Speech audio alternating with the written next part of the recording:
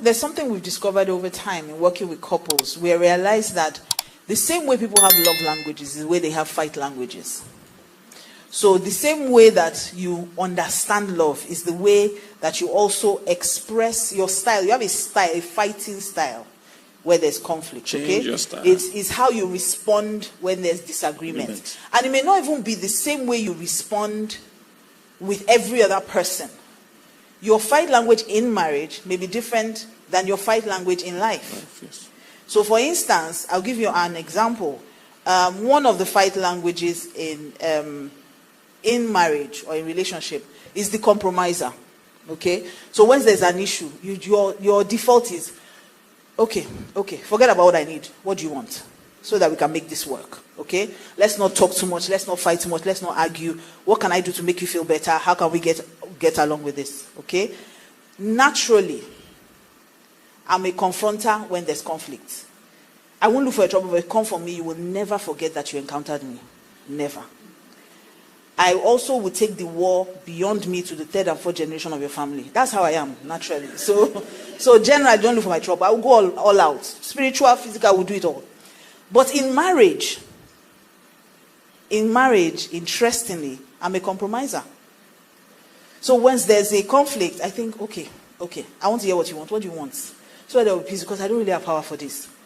So that I'm just trying to explain that just because you are a certain way when you are dealing with conflict in life does not necessarily mean that that's how you are or how you react to disagreements in your marriage. Yes. So it's important to understand your fight language and understand your partner's fight language so that you can know how to deal with it. So for instance, I'll give you an example. Another example. Another type of fight language, Pastor K, he's a logician. So they believe in, for lack of it, let me just explain it. They believe in logic, facts over feelings. Yes. So if there's an issue, he doesn't want you make me feel, no. I make you feel like, what's the example? When did I give me an example of the time I made you feel like this? So crying does not work. Yes. All those manipulating things.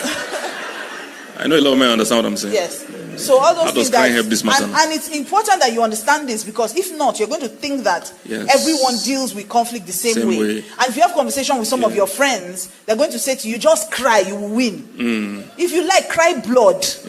Pastor K is just looking at you like, okay.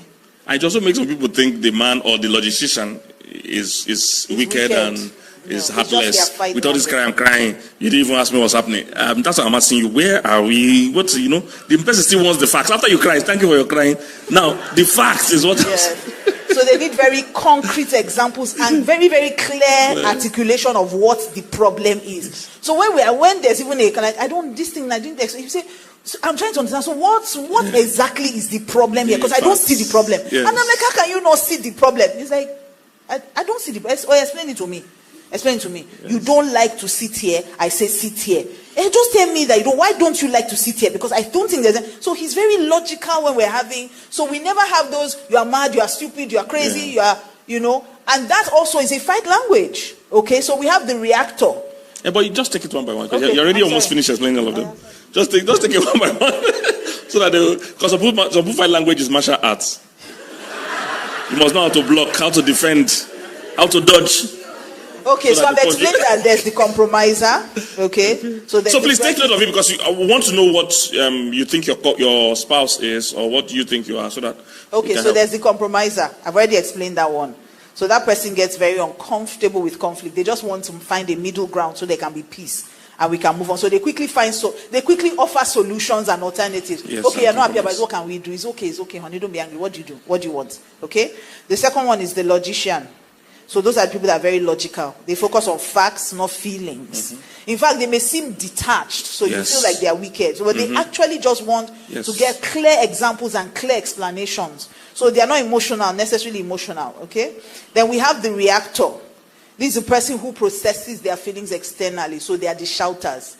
They will raise their voice. They will cry. They will do a lot of drama. Okay? Interestingly, sometimes their intensity is not even anger. It's just how they need to offload what's going on the inside of them. So they're very passionate. It's almost as if everything must scatter, just so that you can understand what they feel. And the challenge with those kind of people is that usually they marry the opposite. The person that likes to think first before they react to this issue. So they don't understand why you're just shouting everywhere. So what's wrong with you? Are you okay? That's where insult enters. But go ahead. Okay. Then we also have the validator. Okay. So the validator is the one that when we are quarreling, I want you to first acknowledge how I feel before we move on. So it's not just about let's just move on. No. Acknowledge that you have hurt me. Tell me I'm sorry. I want to hear that I'm sorry. Yes, I want to hug me. Let me also feel heard in this quarrel. Not just that we're looking for a solution, not just that you quickly want to find a middle ground. I need my feelings to be validated. Yes, give me sweets. Yes. Oh, biscuits, yes. So they have it. I'm not preaching it to you again. We preach it differently. They need to feel genuinely heard before they can move forward towards a solution. And then we have the avoider. I'm just going to give you these 5. We have the avoider. The avoider, obviously, are those ones that tend to withdraw where there's a fight. They run away. They want to leave the house. They want to change the subject. They travel. They travel. I know them. They will just travel. Trip will come up. They will just travel. They will be working late that period, that week. They will come back when you have slept and leave before you wake up. They are real people. I'm telling you, real stuff we deal with in council. I'm not joking. They will have a branch of their business in that city because they are trying to, And the Bible talks about it as well. You marry a contentious woman, you go to the corner of the roof. They run. They literally run away. So